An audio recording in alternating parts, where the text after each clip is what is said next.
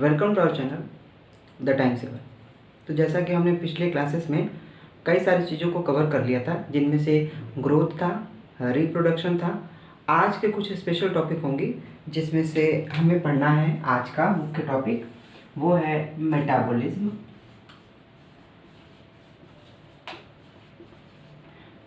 दूसरा है cellular organisation,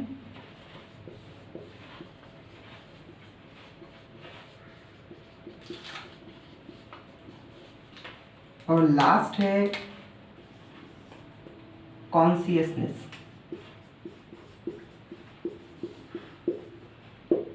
ठीक है, तो आज के इस लेक्चर में हम लोग पढ़ेंगे मेटाबॉलिज्म के बारे में, सेलुलर ऑर्गेनाइजेशन के बारे में एंड कॉन्शियसनेस के बारे में। जैसा कि हमने एनसीईआरटी में के बेसिस पर पढ़ रहे हैं, और एनसीईआरटी ने सबसे पहले ही इस चीज़ को क्लियर कर दिया था कि लिविंग ऑर्गेनिज्म को क्लासीफाई करने के लिए 5 चीज़ें हैं, जिसमें से 2 थी ग्रोथ और रिप्रोडक्शन, जो कि एक सेक्शन में रखा था, एंड दूसरे सेक्शंस में रखा था जिसमें हमने देखा था मेटाबॉलिज्म, सेलुलर ऑर्गेनाइजेशन और कॉन्शियसनेस। ठीक है, तो अब 3 बच गए हैं, 3 को पढ़ लेंगे तो ऑल ओवर कॉन्सेप्ट क्लियर हो जाएगा कि लिविंग को डिसाइड करता है या लिविंग को डिफाइन करता है वो है एनसीईआरटी किन सेक्शनों में डिफाइन करता है। तो बिना समय गवाए चलिए शुरू करते हैं।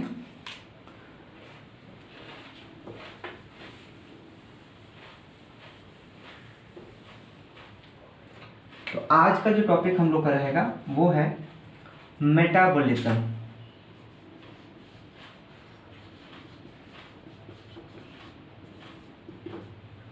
अब चूंकि मेटाबॉलिज्म एक टॉपिक है जिसमें हम डिफाइन करता है कि जितने भी लिविंग ऑर्गेनिज्म हैं, जितनी भी लिविंग एंटिटीज हैं, वो सब के सब क्या करती हैं, मेटाबॉलिज्म प्रोसेस परफॉर्म करती हैं। तो इसको पहले डिफाइन कर लेते हैं कि मेटाबॉलिज्म एक्चुअली में कहता क्या है। तो मेटाबॉलिज्म एक ऐसे प्रोसेस है जिसमें केमिकल रिएक्शंस जो होती हैं प्रोसीड करती हैं लिविंग ऑर्गेनिज्म में। ऐसी बेसिस को हम लोग बोलते हैं मेटाबॉलिक रिएक्शन। तो इसको लिखेंगे कैसे? लिखेंगे all set of chemical reaction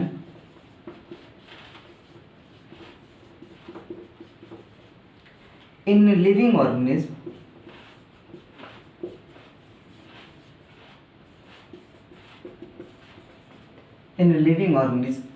is termed as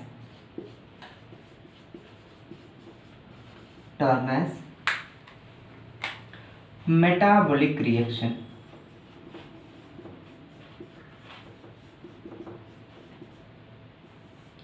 ठीक है, मेटाबॉलिक रिएक्शन मतलब केमिकल चेंज, केमिकल रिएक्शंस जो प्रोसीड करती हैं उसे हम लोग मेटाबॉलिक रिएक्शन कहते हैं। इस पूरे होल फिनोमिना को, इस प्रोसेस को क्या बोलते हैं? And the phenomenon is known as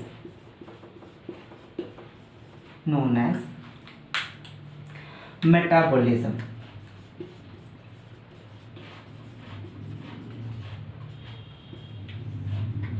ठीक है, तो मतलब केमिकल रिएक्शन प्रोसीड करेगा तो मेटाबॉलिज्म कहलाएगा।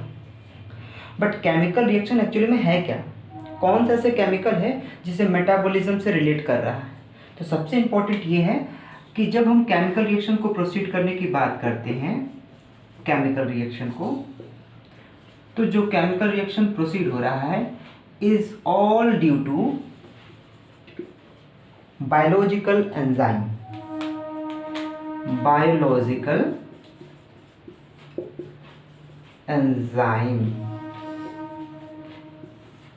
ठीक है, तो बायोलॉजिकल एंजाइम और कुछ नहीं बल्कि एक ऐसी प्रोटीन है। एंजाइम क्या होती है? एक टाइप की प्रोटीन होती है। तो जितनी भी लिविंग ऑर्गेनिज्म होती है वो एंजाइम पाई जाती है। हम सभी जानते हैं कि जितनी भी एनिमल हो चाहे प्लांट हो, सभी में एक्चुअली में वो एंजाइम ही पूरी प्रोसेस उनको परफॉर्म करती है। भाई कुछ तो खाते होंगे, कुछ तो बनाते होंगे। शरीर में एनर्जी के लिए रिएक्शन होना बहुत ज़रूरी है। हम और आप सब लोग खाना खाते हैं, खाना खाने के बाद उससे डाइजेशन प्रोसेस प्रोसीड होता है जिससे खाना पचता है।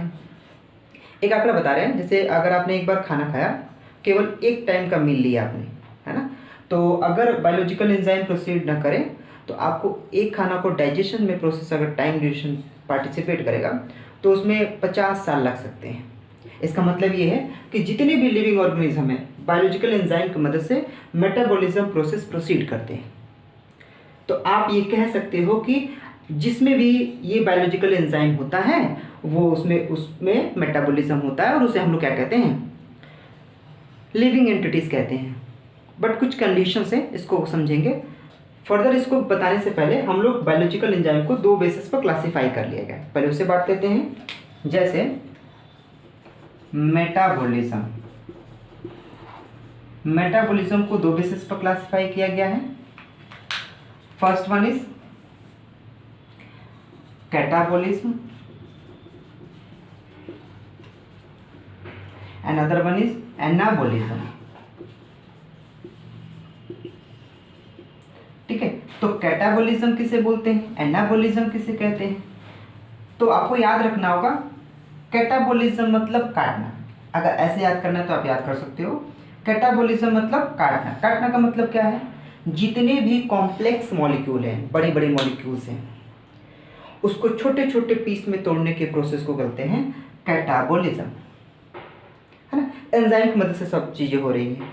जैसे आपने खाना खाया तो आपके अंदर कॉम्प्लेक्स कार्बन के मॉलिक्यूल्स आपने फूड के सेक्शन में लिया, लेकिन आपने मुंह में पाए जाने वाले एंजाइम जैसे कि एमाइलेज एंजाइम, उसने क्या किया, कार्बोहाइड्रेट को डाइजेशन के लिए प्रोसीड करता है। तो कार्बोहाइड्रेट के लिए क्या, प्रोटीएज एंजाइम प्रोटीन को डाइजेस्ट कर रहा है, लाइपेज एंजाइम फैट को डाइजेस्ट कर रहा है। इसका मतलब ये हुआ कि बड़े बड़े मॉलिक्यूल्स को सिंपल फॉर्म में चेंज करना। भाई प्रोटीन टूटेगा तो क्या मिलेगा, प्रोटीन टूटेगा तो अमीनो एसिड्स मिलेंगे, फैट टूटेगा तो क्या मिलेगा, फैटी एसिड ग्लिसरॉल मिलेगा। इसी तरह तो कैटाबॉलिज्म, जब मैथ इसे याद किया तो क्या किया था, कैटाबॉलिज्म को काटने बेसिस पे याद किया। नहीं तो आप ऐसे रटोगे तो रूट मेमोरी में चीज़ें भूल सकती हैं। तो कैटाबॉलिज्म क्या है, कॉम्प्लेक्स को सिंपल में चेंज करता है। तो लिखेंगे कैसे, the complex molecule get convert into simple molecule या simplest molecule। ठीक, जैसे एग्जांपल मैंने कह दिया डाइजेशन, डाइजेशन जैसे मैंने इसमें क्या कर दिया, जैसे मैंने कहा कि एमाइलेज एंजाइम होती हैं, है ना। मैंने कह दिया प्रोटीएज एंजाइम होगा, इसमें लाइपेज एंजाइम होगा। तो एमाइलेज एंजाइम किसको डाइजेस्ट करेगा, तोड़ेगा किसको, कार्बोहाइड्रेट्स को यानी कार्ब्स को। प्रोटीएज एंजाइम किसको तोड़ेगा, तो तोड़ेगा प्रोटीन को तोड़ेगा। लाइपेज एंजाइम किसको तोड़ेगा, तो फैट को तोड़ेगा। तो ऑल ओवर आपने सेक्शन देख रहे हैं ना कि एंजाइम्स की तोड़ने की प्रोसेस, जहाँ तोड़ा जा रहा है वो चीज़ें सब क्या हो जा रही हैं, कैटाबॉलिज्म हो रही है। एनाबॉलिज्म में क्या है, छोटे छोटे मॉलिक्यूल्स मिलकर बड़े मॉलिक्यूल बनाए। बड़े मॉलिक्यूल का मतलब सिंपलेस्ट मॉलिक्यूल मिलकर कॉम्प्लेक्स मॉलिक्यूल बनाएंगे, तो वो कहलाएगा एनाबॉलिज्म। तो इसको कैसे लिखेंगे, the simplest molecule gate convert into complex molecule। ठीक है, यानी छोटा छोटा मिलकर क्या बनेंगे, बड़ा मॉलिक्यूल बनाएगा। एग्जाम्पल में होगा दैट इज फोटोसिंथेसिस। फोटोसिंथेसिस, और जैसा कि हम जानते हैं फोटोसिंथेसिस में होता क्या है, फोटोसिंथेसिस ऑटोट्रॉफिक यानी प्लांट्स प्रोसीड करते हैं। प्रकाश, सूर्य का प्रकाश की उपस्थिति में वो अपना भोजन बनाते हैं, खाना बनाते हैं। तो उसके लिए क्या करते हैं वो, आपने खुद भी देखा होगा कि कार्बन डाइऑक्साइड यानी CO2 और वाटर की मौजूदगी में और सनलाइट और क्लोरोफिल की मौजूदगी में क्या होता है, फूड बनता है यानी भोजन बनता है। अब देखा कि यहाँ कार्बन के कितने मॉलिक्यूल से, एक मॉलिक्यूल था CO2। प्रोडक्ट में कितना मिला, 6 कार्बन मिले। एक कॉम्प्लेक्स कार्बन के मॉलिक्यूल्स मिले, C6H12O6 यानी ग्लूकोज मिला। तो क्या मिला हमको, कोई सिंपल से चीज़ें कॉम्प्लेक्स में कन्वर्ट हो गई। तो ये इसमें आ सकता है फोटोसिंथेसिस। आप इसे लिख लीजिए ताकि मैं इस फोटोसिंथेसिस का एक छोटा सा रिएक्शंस पे लिख दूं ताकि आपको दिमाग में बैठ जाए। मैं इसे इरेज कर दे रहा हूँ, ठीक है।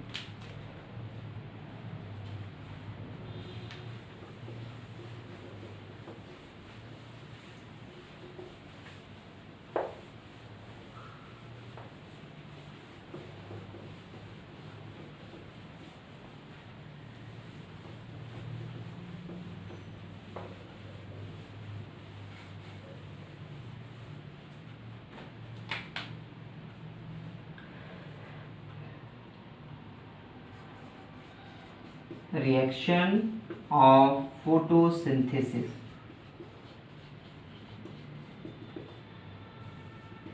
ठीक है, जिसमें लिखेंगे CO2 यानी कार्बन डाइऑक्साइड, क्या मिलेगा, वाटर, है ना। इन्वायरमेंट से क्या लेगा, कार्बन डाइऑक्साइड। याद रहे photosynthesis is only proceed in autotrophic modes of nutrition है और ये केवल प्लांट में बेसिस हो जाएगा, यानी प्लांट में पाया जाएगा ये। हाँ, एनिमल प्रोसीड नहीं करते हैं, याद रहे, ओनली प्लांट, यहाँ ऐसे लिख देते हैं, ओनली प्लांट, ठीक है, जिनके पास ग्रीन पिगमेंट्स पाई जाती हो, क्लोरोफिल कंटेनिंग, है ना। आप ऐसे भी लिख सकते हो, आप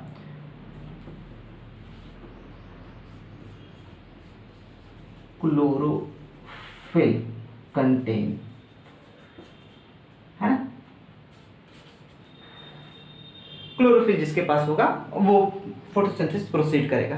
क्योंकि अगर मैं बोल दिया कि केवल प्लांट, तो आप कहोगे कि सर यूग्लिना भी तो हो सकता है, क्योंकि यूग्लिना के पास ग्रीन पिगमेंट्स पाए जाते हैं और वो तो प्लांट नहीं है, वो तो एनिमल है। तो इन सेंस कि वो भी कर सकता है, तो हाँ बिल्कुल कर सकता है, क्योंकि उसके पास क्लोरोफिल पाई गई है। तो मेजर हम समझ सकते हैं कि प्लांट के पास होता है, बट इन सेंस की क्लोरोफिल होना चाहिए, ग्रीन पिगमेंट्स होनी चाहिए। कार्बन डाइऑक्साइड, वाटर और in presence of sunlight and chlorophyll, ठीक है। तो क्या बनाएगा ये बनाएगा ग्लूकोज C6H12O6। क्या निकलेगा, तो निकलेगा O2 यानी ऑक्सीजन, और क्या निकलेगा, तो वाटर निकलेगा। वाटर वेपर के फॉर्म में निकलता है, यहाँ ऐसे लिख सकते हैं, है ना। सभी प्लांट के पत्तियों से पानी निकलता है वेपर के फॉर्म में। ऑक्सीजन भी निकलता है स्टोमेटा के जरिए, और ग्लूकोज एज अ फूड बनता है। यही कॉम्प्लेक्स में फिर से कॉम्प्लेक्स हो जाता है, तो स्टार्च में एज ए स्टोर हो जाता है प्लांट में।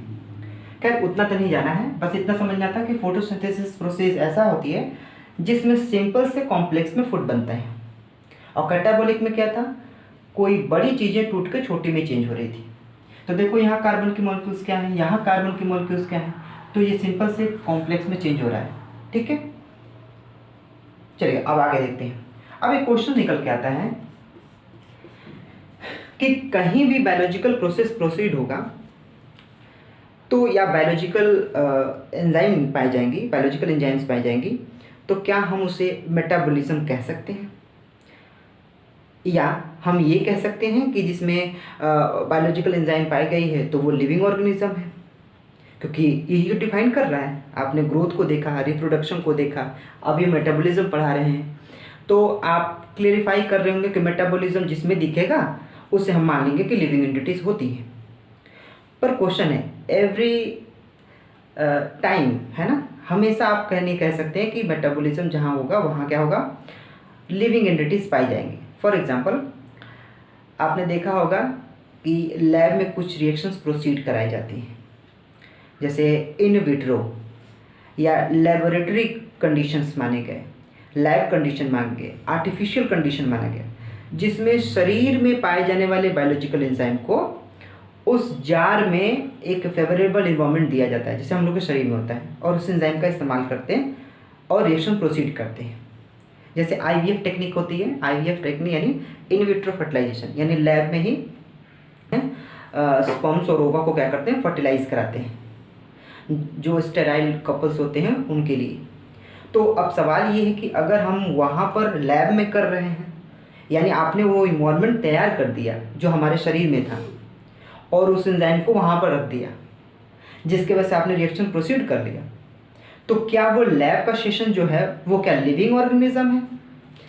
हम क्या कहना चाहते हैं? हम कहना चाहते हैं कि एक लैब है, जार है, और इसमें क्या कर दिया हमने? बायोलॉजिकल एंजाइम प्रोसीड करा दिया। ये क्या हो गया? बायोलॉजिकल एंजाइम आ गए इसमें। अब ये जार है ना, है ना, ग्लास का जार है। तो क्या इस जार में बायोलॉजिकल एंजाइम है और रिएक्शन प्रोसीड हो रहा है?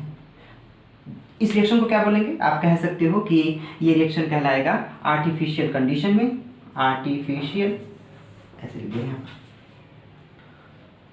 आर्टिफिशियल कंडीशन या लैब कंडीशन, या आप कहिए इन विट्रो कंडीशन,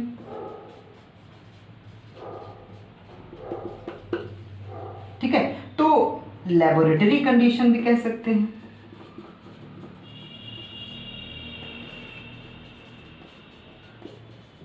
है ना।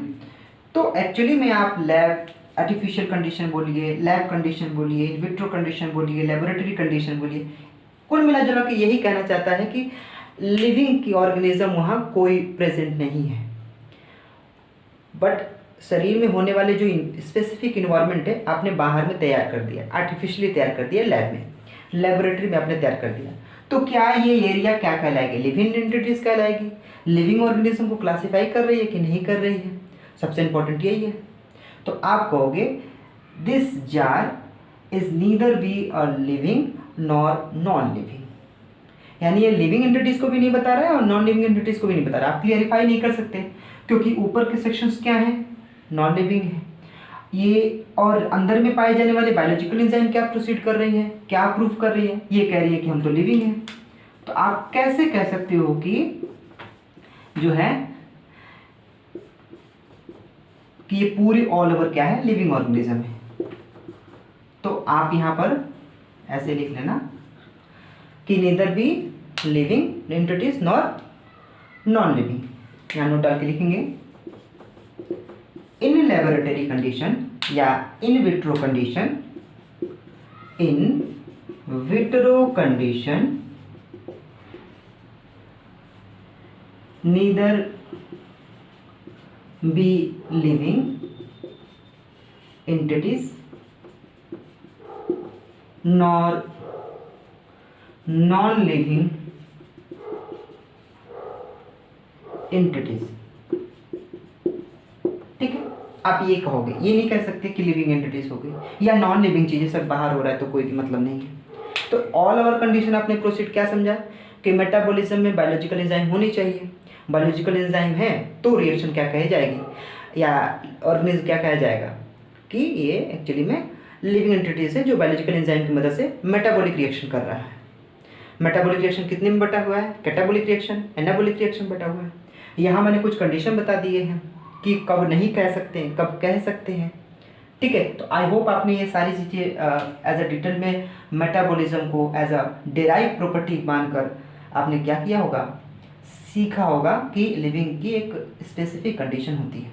हमने पहले ही बताया था कि जो कैरेक्टरिस्टिक्स होती हैं, एनसीईआरटी ने क्राइटेरिया बता था।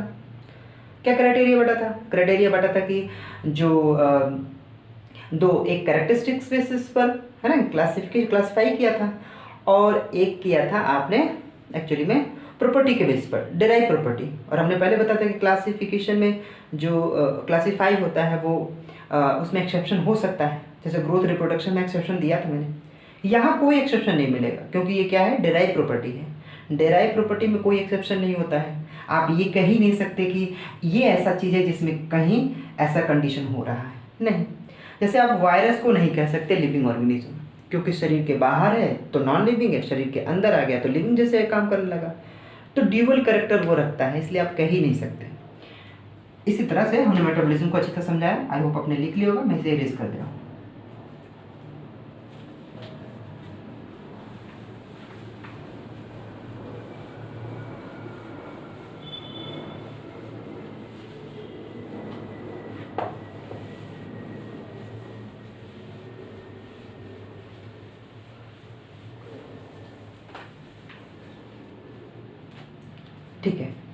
अब हम लोग को पढ़ना है next topic, that is cellular organisation. Cellular organisation, organisation है ना, सेलुलर ऑर्गेनाइजेशन। तो सेलुलर ऑर्गेनाइजेशन क्या है? सबसे ही समझ में आ रहा है कि सेलुलर, सेल को बनाने की प्रोसेस को समझा जा रहा है। एक ऑर्गेनिज्म में एक फंडामेंटल बेसिक यूनिट क्या होती है ना, वो होती है cell. Cell is the smallest fundamental unit of organism. तो आप सेल को डिफाइन करते हो कि एक यूनिट पार्ट होता है, तो वो बना कहाँ से है? एकदम स्टार्टिंग बेस से बताएंगे एक्चुअली में क्या क्या चीज़ें मिली, ऑर्गेनाइज की, ऑर्गेनाइज करके एक सेल में बना, और सेल्स भी ऑर्गेनाइज करके क्या क्या चीज़ में कन्वर्ट होता गया। ठीक है, तो यहाँ हम लोग को देखना है कि शुरुआत कब से हुई, कब ये बनना प्रोसीड किया, कब ये स्टार्ट हुआ सारी चीज़ें बनना। तो हम एटॉमिक लेवल से समझेंगे। जैसे एटम्स, एटम क्या है? एक स्मॉलेस्ट पार्टिकल है, पूरी यूनिवर्स का माना जाता है। डाल्टन ने बताया था, मार्शल कर्नेट ने बताया था कि एटम क्या है? एक स्मॉलेस्ट यूनिट है। अब सवाल ये होता है कि ये स्मॉलेस्ट यूनिट जो होता है, जिसकी साइज सबसे छोटी होती है, ये ऑर्गेनाइज किए, यानी मिले ढेर सारे, और तो इन्होंने ऑर्गेनाइज किया, ऑर्गेनाइज करके इन्होंने बनाया मॉलिक्यूलर लेवल। मॉलिक्यूलर लेवल जिसे हम लोग मॉलिक्यूल कहते हैं। ठीक है, एटम बने तो मिलके तो क्या बने? मॉलिक्यूल बने। इस मॉलिक्यूल ने क्या किया? ऑर्गेनाइज किया, इसने भी ऑर्गेनाइज किया।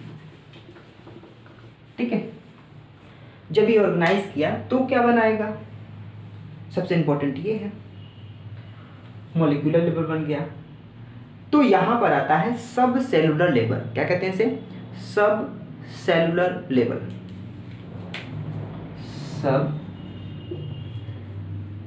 Cellular level. एक्चुअली में ये सब सेलुलर लेवल था ना, वो बट गया दो हिस्सों में, दो हिस्सों में बट जाएगा।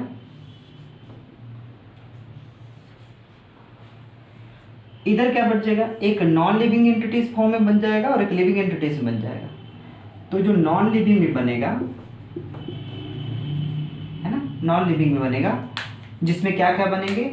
मिक्सचर बनेगा, मिक्सचर बनेगा, सस्पेंशन बनेगा, ठीक है, कोलाइडल बनेगा।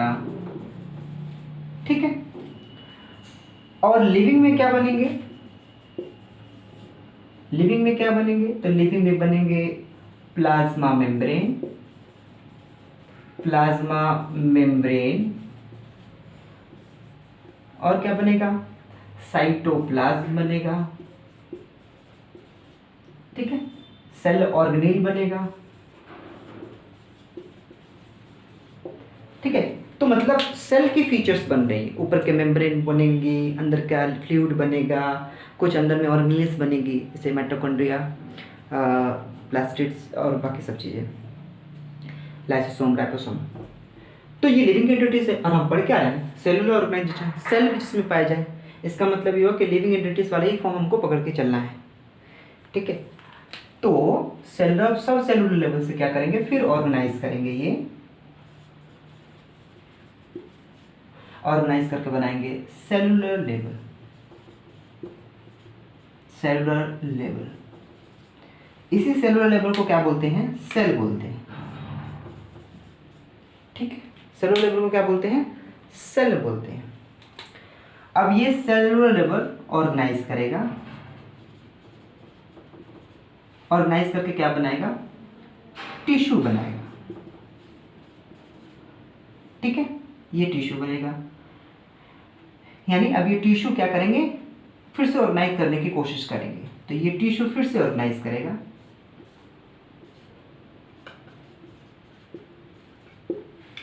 टिश्यू सिस्टम बन जाएगा। ठीक है, टिश्यू सिस्टम, ये टिश्यू सिस्टम क्या करेगा? ऑर्गेनाइज करेगा,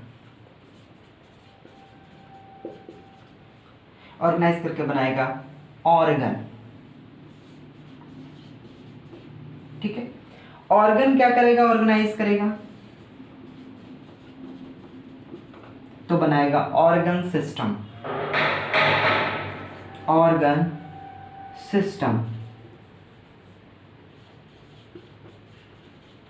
ऑर्गन सिस्टम जब अगर ऑर्गेनाइज करेगा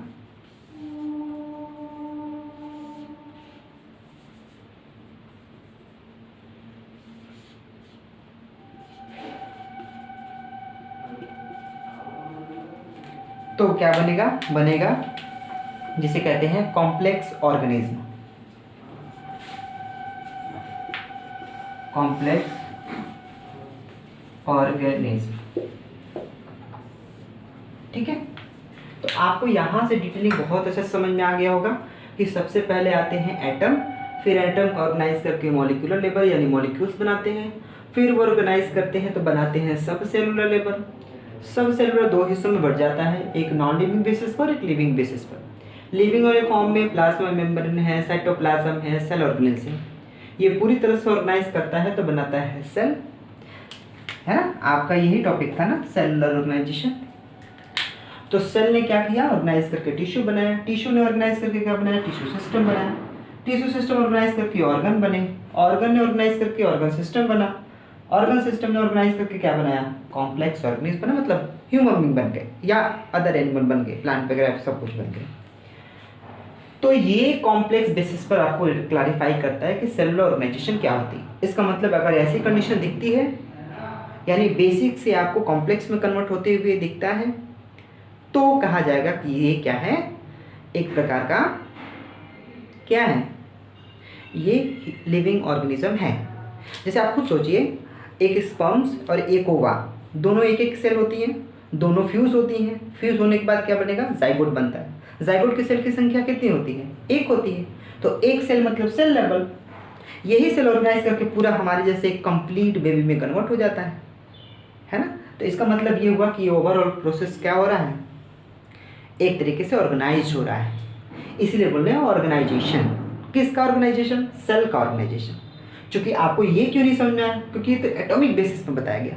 आपको कहाँ ध्यान था, यहाँ से ध्यान देना था, ठीक है। ऐसा नहीं कि सेल से शुरू होता है, सेल तो बना कैसे, तो आप बताओगे कि एक्चुअली में शुरुआती समय में कुछ छोटी मोटी चीज़ें होती हैं, उसके बाद मिक्स करते हुए पूरा कंप्लीट एक सेल बनता है, ठीक है।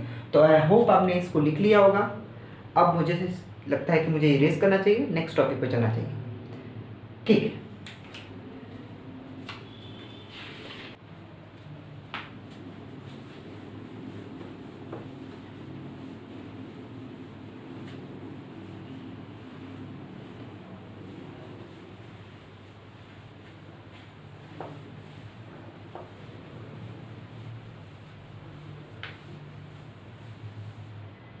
ठीक है, ये रहा। अब देखते हैं, अब जो नेक्स्ट टॉपिक होगा वो होगा कॉन्शियसनेस।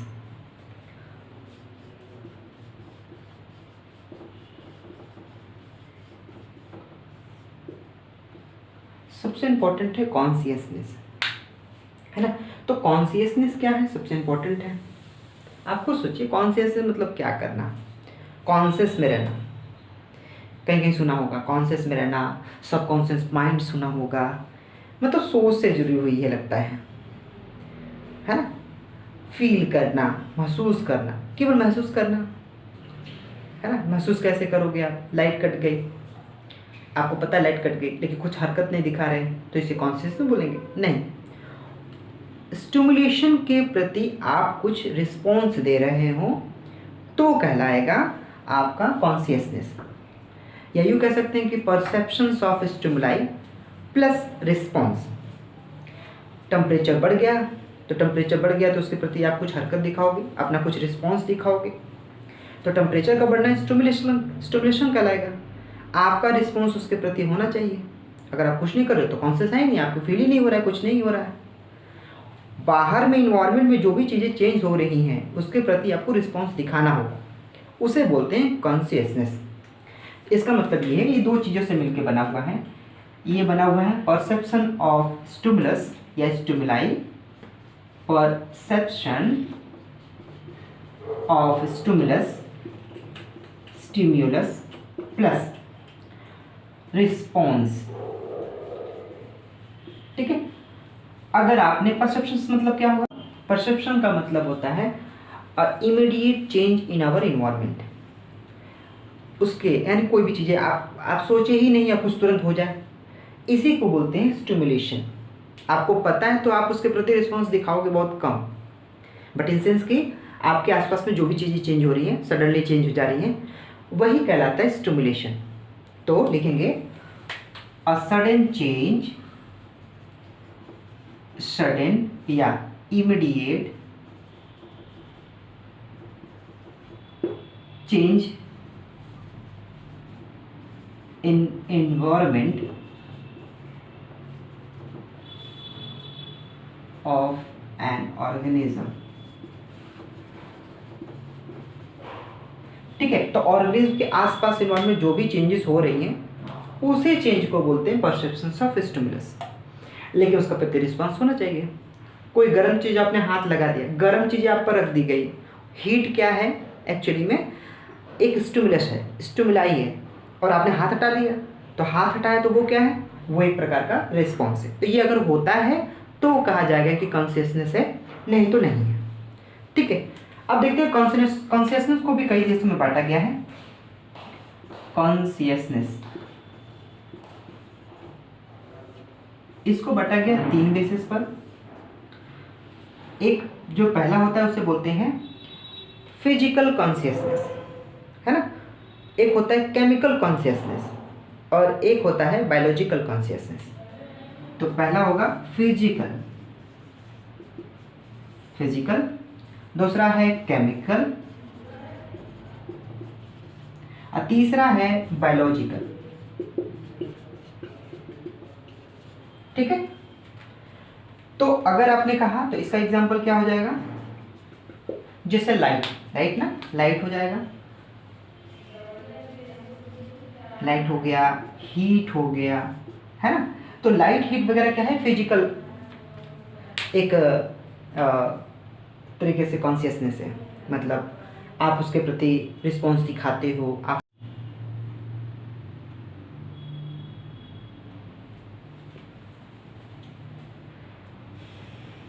तो फिजिकल बेसिस पर लाइट और हीट हो गया।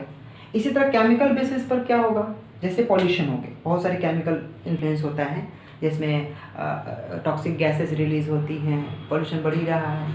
तो एक्चुअली में क्या हो जाएगा कि जितने पॉल्यूशंस होते हैं, है, जो आपको हार्मफुल इम्पैक्ट डाल रहे हैं, पॉल्यूशन मतलब क्या है, हार्मफुल इम्पैक्ट डालने वाले केमिकल रिलीज होना, तो ही तो होगा पॉल्यूशन। तो पॉल्यूशन क्या हो गया, एक प्रकार का केमिकल चेंज, केमिकल कॉन्शियसनेस हो गया। बायोलॉजिकल क्या हो गया, कोई खुद ह्यूमन बीइंग या अदर एनिमल्स आकर आपको क्या करे, स्टिमुलस प्रोवाइड करे। तो आप क्या करो, जैसे कुत्ता है, कोई आया तो उसका आना क्या होगा, स्टिमुलेशन, और उसके प्रति आपको क्या देंगे, आप रिस्पॉन्स उसको देंगे।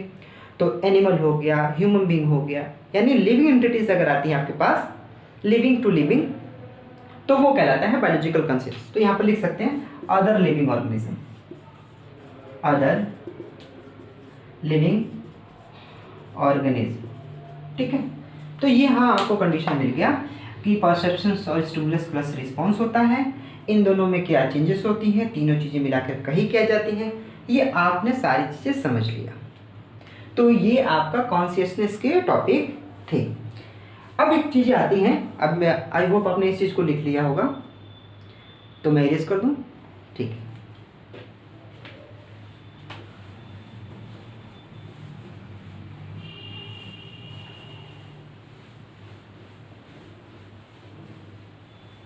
अब देखना है, एक डिफरेंसेस को समझना है। डिफरेंस माने क्या, difference between consciousness and self consciousness, consciousness and self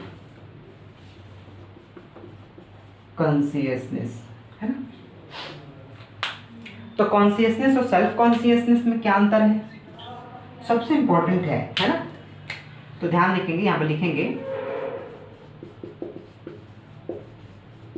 है ना। तो कॉन्शियसनेस होता है सभी लिविंग ऑर्गेनिज्म को बोल रहा है ना।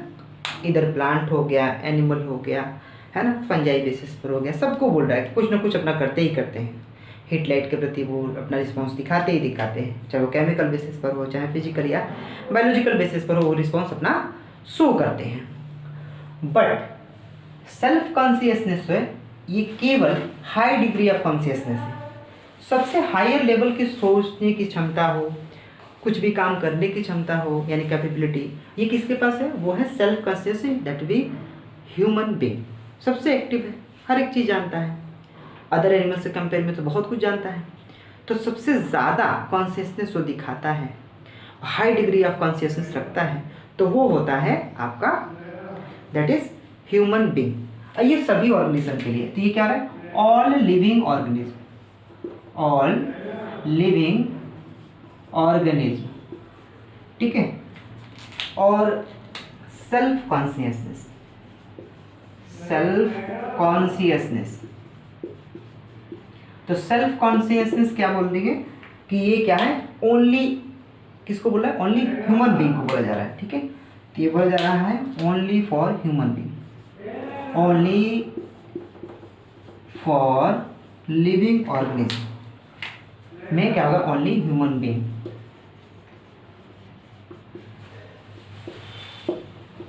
ठीक है, ओनली ह्यूमन बीइंग, यानी केवल ह्यूमन बीइंग को बोलेंगे तो बोलेंगे सेल्फ कॉन्शियसनेस, और सबको बोलना है तो बोलेंगे कॉन्शियसनेस। सेल्फ कॉन्शियसनेस का मतलब होता है हाई डिग्री ऑफ कॉन्शियसनेस, ठीक है, हाई डिग्री ऑफ कॉन्शियसनेस, यानी इसके पास सोचने समझने की क्षमता, स्टिमुलेशन के प्रति अपना रिस्पॉन्स दिखाना सबसे ज़्यादा करता है, वो हर एक चीज़ को फील करता है, सब कुछ एक्टिव रहता है। और बाकी एनिमल्स ह्यूमन बीइंग के कंपैरिजन में थोड़े से कम कॉन्शियसनेस होते हैं, इसलिए कॉन्शियसनेस सब सभी के लिए इस्तेमाल करेंगे, सेल्फ कॉन्शियसनेस केवल ह्यूमन बीइंग के लिए इस्तेमाल करेंगे, यानी ह्यूमन के लिए इस्तेमाल करेंगे, ठीक है। तो आई होप आपने इन 3 टॉपिक को मैंने जैसे कवर किया, जैसे हमने कवर किया मेटाबॉलिज्म को कवर किया, हमने कवर किया कॉन्शियसनेस को कवर किया, हमने अभी कवर अप किया सेलुलर ऑर्गेनाइजेशन को कवर किया, तो सेलुलर ऑर्गेनाइजेशन हो गया, मेटाबॉलिज्म हो गया, कॉन्शियसनेस हो गया, इन तीनों टॉपिक को हमने अच्छी तरह से डिटेल में कवर अप किया है। इसलिए आप आई होप इस वीडियो को पूरी तरह से एंजॉय किए होंगे। इसे 1 बार नहीं 2 बार 3 बार देखिए, आपको कंप्लीटली समझ में आएगा। थैंक्स फॉर वॉचिंग, मिलते हैं नेक्स्ट वीडियो में।